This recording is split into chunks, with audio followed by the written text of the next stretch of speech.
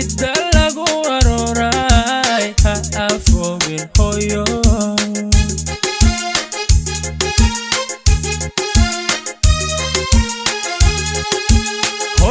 hoygi adduunkay nolosha ayaheeday hoygi adduunkay nolosha ayaheeday hidda lagu aroray ha afogin hooyo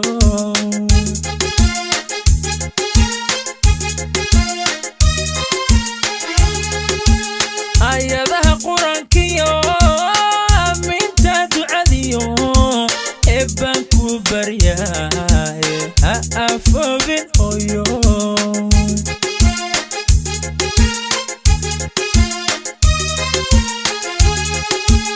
ayadaha quraankiyo aminta ducadiyo eebban ku baryahay ha afogin hooyo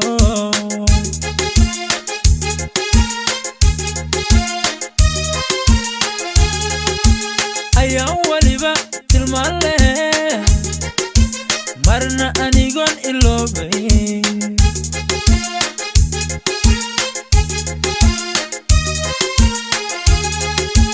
ayaan waliba tilmaan leh marna anigoon iloobay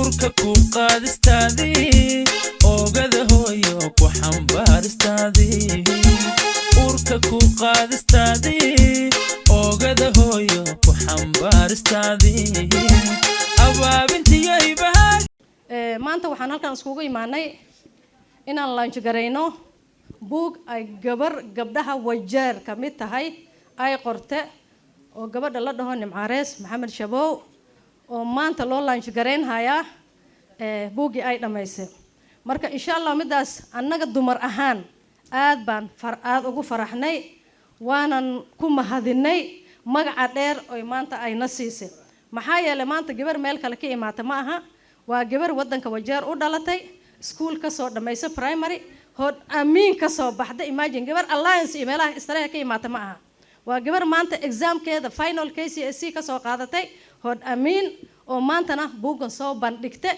ood aragteen qoraalka ay hagaajisay marka buuga hooyadeed kale kuma saabsano nin walba buuga copy ka qaato wuxuu tusayaa xigmadda sharafta jaceelka ay maamada leedahay ayay tusahaysaa soo waxaan rabaa nin walba buug la tago gabdhaha loo geeyo ha arkaan tusaalaha u noqdaan maamayaalkana u akhriya buug inta qaadatiin hoos iska gashanina I'm here in my own capacity, not that one of director of gender, but as a friend, as a mother to Nim'a. Before I go into Nim'a's issue, I wish all women an International Mother's Day, because today is International Day of Mothers. So I wish to celebrate all women, all mothers, even those who have not become mothers, are still mothers, because later on in your life you'll all be mothers, inshallah. So I wish to congratulate all mothers, because a mother is a rare gem. waxaan intii isugu imaanay waa gabadha Nimoress khayr Allah siiyo waalidkeedii macallimiinteedii iyo dadkii soo abaabul waxaan oo dhan khayr Allah siiyo gabadhaas mahad weynaan wicilinayaa anigoo ah madam Habiba madam Hareedo ku magac dheerahay waana magac hooyo remember my other name, official name is Madam Habiba Hussein. Lakini which name subsides the other one? Jina ya mama sio? So nashukuru pia hiyo sikatai, that's also my name. I appreciate that. I appreciate. And that was brought by the mother. Mama Deka, tunashukuru walimu na kila mtu ambaye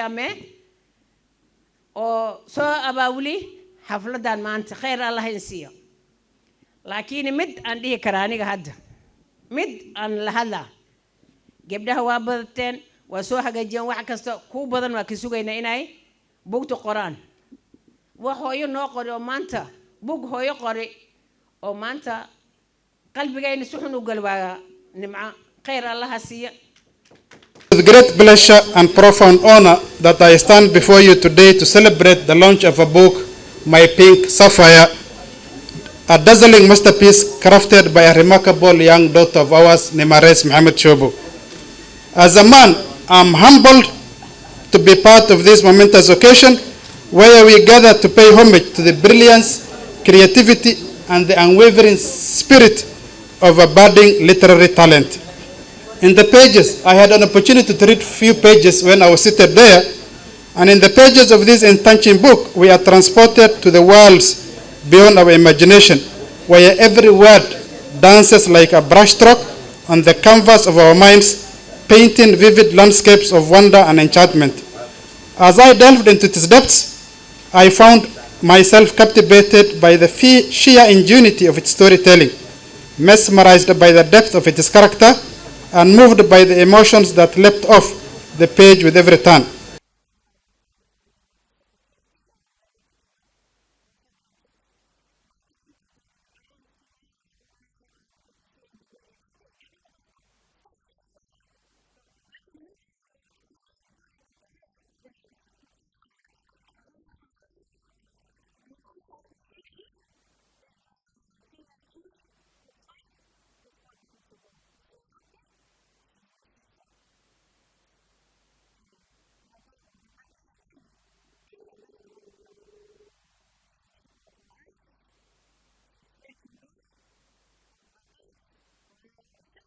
lagu soo hadlay gabadha horta il kuleebla iyo af kuleebla Allah noo qabta gabadha hooyadad kaleeda ay qabtaa marka Allah u barakeeyo ishana Allah ka dugo marka taas markaan ka imaada qof kasta horta waa reflection of his parents marka gabadha Nimoress waa reflection of deeqa wax badan aan soo aqaanay labadayn waxaan isla ahaan jirnay secretarial college aan iskala soo baxnay aniga siniyageeda oo korreey wax badan aan isla soo marnay haddana county assembly-ga staff ka tahay anina county assembly 3 goor nominated ka hay zaid aan waqana deeqa ma kala tagna waa isla jirnaa marka taas markii dhinaca loo dhiga gabdhaha waxa waaya marka ay waalidka asdala janna lagu helaa oo nabiga waxa siri qofkii 2 gabdhood ama 3 dhalay jannadii ayaa oo koriyo barbaari oo tarbiyay aniga iyo ayaka jannada saasaan ku naanaasnahay markaan la guursada half of the faith ay adana buuxisaa oo waxa waaye iimaankaaba ku dhisan markay hadhowtay adana ay marwo noqoto tan saddexaad marka ay hooyo noqoto jannada lagu heedo hoostooda ay ku jiraan iidan waa qodob kale oo waa muhiim markii hadhowtay ay dadka ay barbaarisana iyada nafteedaaba janno gasho noqonaysa marka ani waxaan indhihi lahay gabdhaha gacanta midigta lagu qabta hala barbaariya. Nimoress Mohammed Shobu. I've had the privilege of being her teacher at Jokbaro Girls Secondary School when she was in Form 3. What I can say about Nimoress is that I have so much, but 5 things I can say about is she's a go-getter. She's a very assertive lady, a sophisticated girl, an extraordinary. It's a girl that we have some few girls just like her at Jokbaro Girls Secondary School, but when I saw her, I thought, wow, mashallah, Allahumma barik. This girl has great things to achieve in life. And when I saw a book written by her being invited, I was like, I knew you were destined for greatness. So from that moment when she came to that school with her mother has always been a hands-on mother. When I say hands-on mother, very active. Like Ali Bash said, she could always call me and ask, how is Nimoress doing? Did she have her tea? Did she have her lunch? Yes, how was her day today? She had so many projects in the school, and her mother made a point of following up with all those projects, trying to make her deliver all those things. As an educationist myself, our mothers here relax kidogo. Our mothers here. Yes, please. The education system of Kenya is only interested with successful students. We need to ask yourself, where does my child fall? Is he a bright student? Is he a below average student? You need to ask yourself, don't go with a crowd that they have mobile phones. So everybody, because has mobile phones, your child, you also give them a mobile phone. You need to ask yourself, what is the performance of my students? horta maanta alxamdulilaahi mahad ilaahay iska leh ilaahaygii annagoo nabad qabno magaaladeenna nabad ay qabto iskuulkaan kulmiyey hoteelkan annagoo u dabaaldegayno gabar yar oon dhalnay oo juhuud aad u samaysay Nimoress maanta halka aan isku imaanay xafladii buugeeda ay qortay waxaan leenahay nimcooy khayr Allah ha ku siiyo waxaad noqotay nalkii aad shiday in gabdhaha kale oo soo socdo jirka ay ku daydaan haddii waalid aanahay waxaanu leenahay ingiriiska waxay dhihi jireen haddii gabar cilmi aad barto waxaad ummad ilaala ayaad cilmi bartay tan waxayna tusaysaa insha allahu tacaala waa markii saddexaad oo hoolkan aan soo galno oo gabdhaha reer Wajir buug ay qoraan Nimoress Maxamed Shubow oo buug qortay buuggaasoo ay ugu magac dartay my Pink Sapphire ما أنت إيجا فرحسة بوك أنت إيجا فرحسة نمع هو يصاد إيجا فرحسة الله كاجا فرحسية عمر دار الله كسي إن شاء الله أنا إسكو أعرفنا عمر العبادة قبل يقول دعية إن شاء الله. Thank you very much for all you attending. I'm happy for you once more. عشان علموك كل مدينة المامي. Thank you very much. والله فرحت يا ريرين يعني آد ما أركين أن أوهل عن الكلمة هنا دمان رير وجر إيه وحي ما أرتي أو هذا كده يصير إن شاء الله قلبت كله والسوسي ده ولا راديو ولا تي في فرح أدبلو فرح سنة ما أنت وهذا نقول بيجنت ما أنت هو يدا أدونك والدين وحن أقول باقي هيا هرت تعلين هرت الدين نبون إن حوج الأسار ما حد مر بعد الدين نبون أن كدقنا وينوف ضان علم الكلام تاس هرت ونبون نمبر 2 والدين وحن أقول باقي المها هبين الدرار المهد إنه يقعدان وين ما عدا والدين تقار المها لا يعين المها هذا ما أوجاني كرتي iskuul haduu ku jiro ama dugsi waad waan kartaa quraanka intuu u maraya iskuul haduu yahay waan kartaa subjectiha ma aragtay hoose marka ka bacdeen macallin adu qori kartaa tuition taan ugu baaqi la maanta. Our guest of honor Our guest of honor Madam Deka, distinguished guests, ladies, gentlemen, assalamu alaikum. I'm Nimaress Mohammed, the author of My Pink Sapphire. And these two that are standing, my two shoulders, are my beloved parents who have nurtured me and brought me where I am now. And truly, today I'm very, very much jubilant and excited. I was actually not expecting many people to turn up. I have seen like the people who have turned up are more than the ones we have invited. I can actually see my students have also joined me. So I'm actually very happy. Most of you had a busy schedule. Despite that, you still turned up and showed up on my special event. And you all must be wondering what my Pink Sapphire meant. Yeah, as you have seen at the interview, what I've said, that's the exact thing, but I'm going to repeat it. My Pink Sapphire is the title I had a quarrel with my editor to choose. He was like, what does my Pink Sapphire mean? I was like, no, my Pink Sapphire, I know it, the meaning. Okay, go and Google it. Now when he Googled it, he was like, okay, now this is a bad idea. Okay. Then he asked me, like, how did I drive that title? So, if I am to describe my mother in one word, I will say she's a gem. a gemstone. And for gemstones, there are many gemstones. There's an onyx, sapphire, emerald, and many. And now, of all the gemstones, sapphire is the only gem that is rare, more rare than any other gemstones. So now I could not just name my book Sapphire, just like that. So I had to come up now, sapphire. Now there are many types of sapphires. Pink sapphire, green sapphire, blue sapphire. But now pink sapphire now was more rare than the other sapphires again.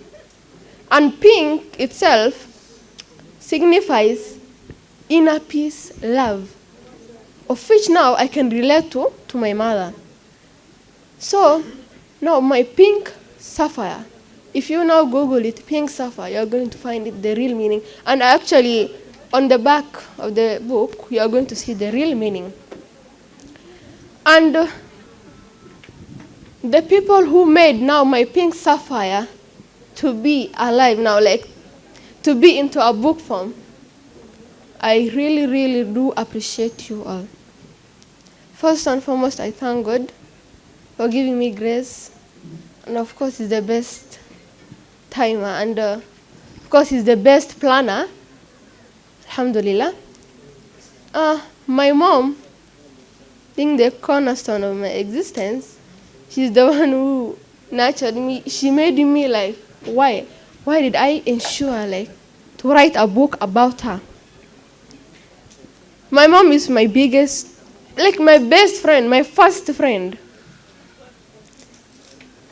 I am an only child for both my dad and my mom, actually. And I'm very proud of my parents because of the way they nurtured me, the way they showed me love, the way they give me time, everything. Being a parent does not only mean giving your child whatever she wants. No. You love your child, but how do you, like, are you giving her time? Are you giving him time? That's the thing. Like my aunt Uba has said, give your child time.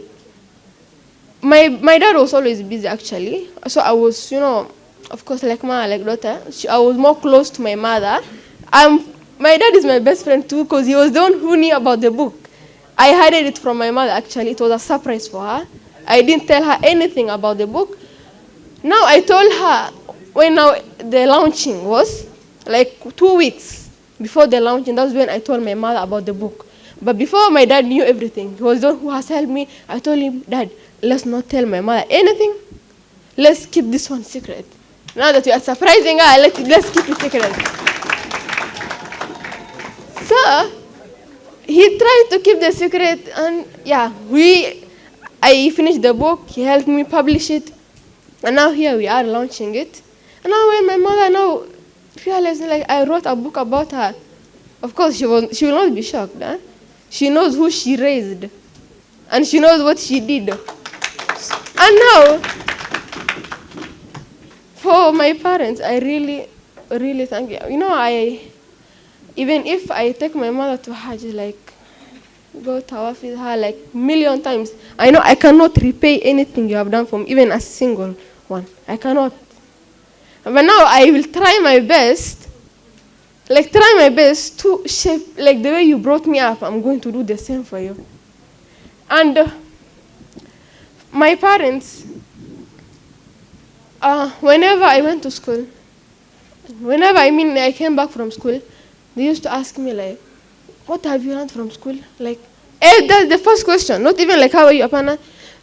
How was your day? Did you encounter anything? Did anyone here disturb you? Or have you had any problem? Everything, like assignment. Do you have any problem with the assignment? They gave me the best education. For the tuition, they used to pay it for me. They ensured I got the best knowledge. I used to have many bullies. My mom was like, nah, they cannot bully my only child. She used to go to school and was like, don't bully my child. That's now what used to encourage me now to move on. And if I say I'm going to talk about my parents, I don't think if it will end here.